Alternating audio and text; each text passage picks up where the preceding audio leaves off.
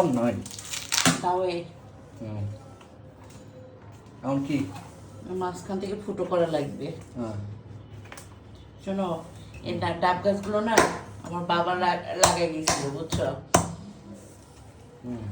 তো আমার মা হলো তোমার জন্য এটা পাঠাচ্ছে, স্পেশাল ডাব। হ্যাপি? হ্যাঁ, খুশি? গুড। শক্ত কেন ভিতরে? একটা না, দুটা পাঠাচ্ছে। এটা একটু শক্ত হবে, এটা একটু শক্ত হবে, পানি হবে অনেক। আগেটা যেরকম নরম ছিল, এটা একটু শক্ত হবে ওটা থেকে। শ্বশুর বাড়ির ডাব খাইতে কেমন লাগতেছে বলো? ভালো। Hello, good. হাতদানি কাটে না।